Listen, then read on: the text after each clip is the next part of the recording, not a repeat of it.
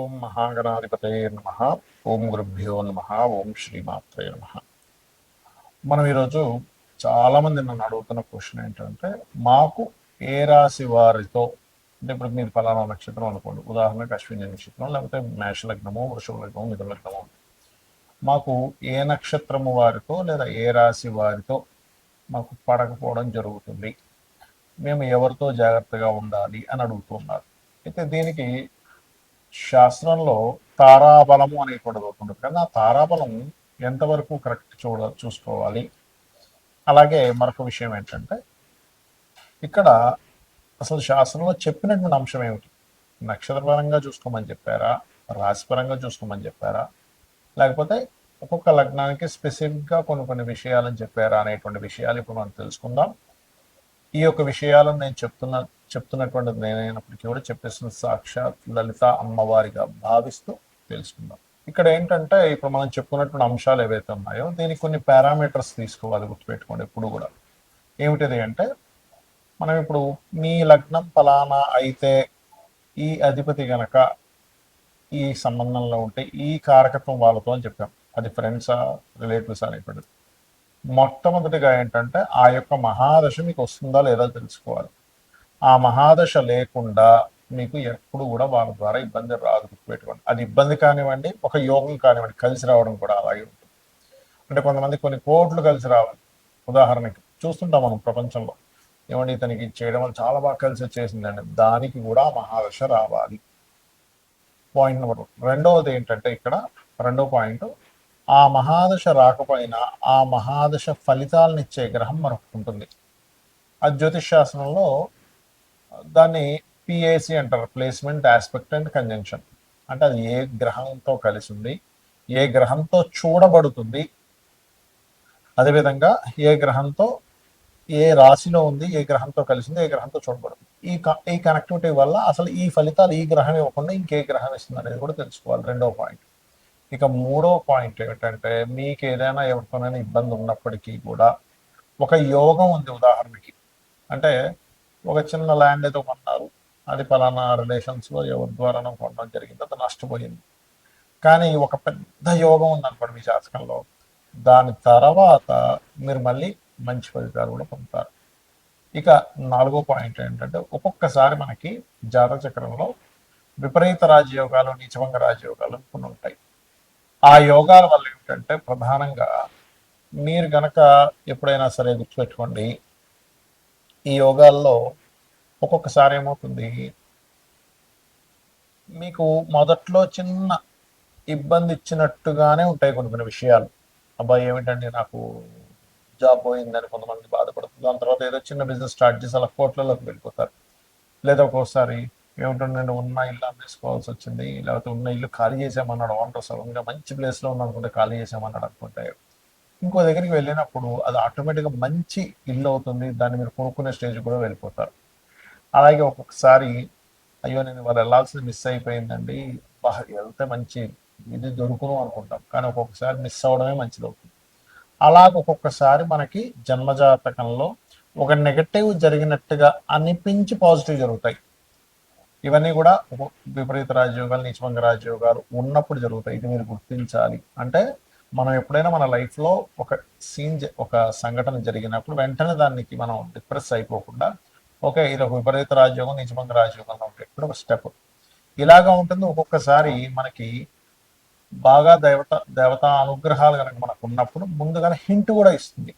మనం ఏదైనా ప్రారంభించేటప్పుడు ప్రకృతిలో ఎలా అంటే, బయలుదేరదాం అనుకున్నప్పుడు ఏదో ఆటంకం రావడం, ఫోన్ చేస్తున్న వాళ్ళు లిఫ్ట్ చేయకపోవడం, లేకపోతే పదే పదే వద్దు వద్దు అనేటువంటి సంకేతాలు మనకి బోర్డు రూపంలో కానివ్వండి, ప్రయాణం రూపంలో కానివ్వండి, లేకపోతే రకరకాల మాధ్యమాల ద్వారా మనకి ఎప్పుడు ఇంట్లో వాళ్ళు ఆపడం కానీ ఇవన్నీ ఎక్కువగా జరుగుతున్నాయంటే కూడా మనం ఆ పని చేయడం ద్వారా ఇబ్బంది పడతాము అనే విషయాన్ని అర్థం చేసుకోవాలి.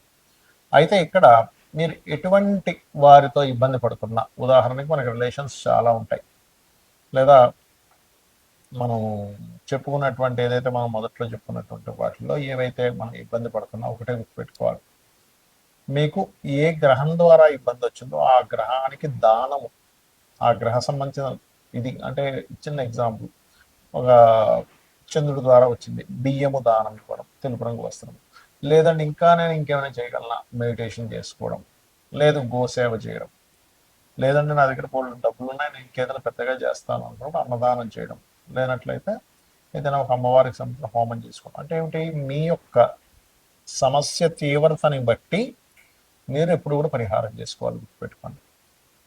ఎందుకంటే ఒక్కొక్కసారి చిన్న టాబ్లెట్ ఇచ్చి క్లియర్ అయిపోయేది ఉంటుంది సమస్య, ఆరోగ్య సమస్య. కానీ ఒక్కొక్కసారి ఇంజక్షన్ ఇవ్వాల్సి వస్తుంది, 2 రోజులు హాస్పిటల్లో జాయిన్ అవ్వాల్సి వస్తుంది, మరొకసారి ఆ వ్యక్తికి అన్ని టెస్టులు చేసి ఆపరేషన్ కూడా చేయాల్సి వస్తుంది. అంతే కదండి, సైంటిఫిక్గా మనం చూసుకుంటే. అలాగే ఒక్కొక్కసారి ఏమవుతుందంటే చాలా చిన్న చిన్న వాటితో, ఈ కలియుగం అంటారు దీన్ని, నామస్మరణ చేత కూడా మనం బయటపడవచ్చు. ఇది ముందు గుర్తుపెట్టుకోవాలి.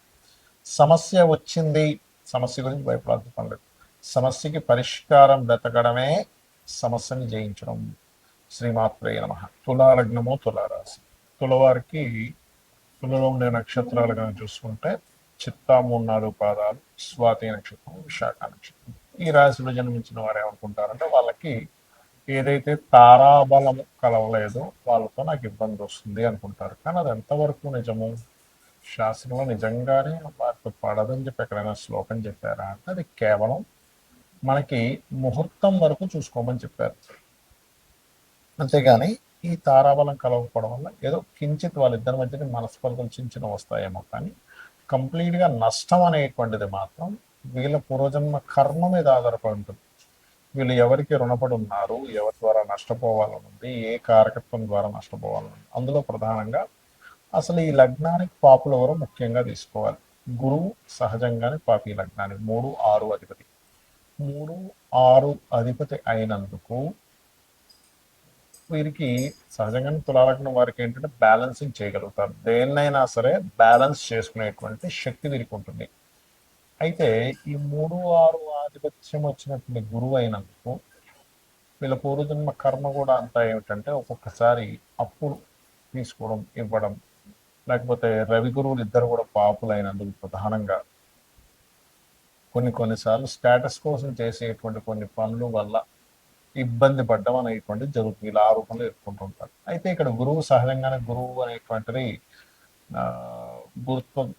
గురుత్వానికి వాటికి కారకుడయ్యాడు కాబట్టి ఎనీ తులాలగ్న మీకు 9లో గురువు ఉన్నాడు అనుకోండి, గురువుల ద్వారా ఇబ్బంది పడతారు. అంటే అది చిన్నప్పుడు టీచర్స్ వల్ల కావచ్చు, లేకపోతే ఎవరైనా చూడండి మనకి ఆధ్యాత్మికంగా ఏదైనా మీకు దారి చూపిస్తామని ఒక్కోసారి వాళ్ళు ఇబ్బంది పడుతుంటారు.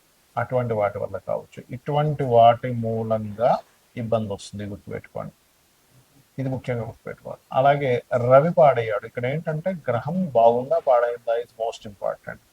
ఆ లగ్నానికి శుభులు పాపులు అనేటువంటి బేసిక్ లెవెల్లో తీసుకుంటే ఆ పాపి పాడైతే మరింత ఎక్కువ ఫలితాలు ఇబ్బందిగా ఇస్తూ ఉంటాడు, బాగుంటే ఎక్కువగా ఇబ్బంది ఫలితాలు ఇవ్వడు. కానీ బాగున్న ప్లానెట్ అంటే ఈ లగ్నానికి సహజంగా శుక్రుడు, బుధుడు, శని శుభులవుతారు.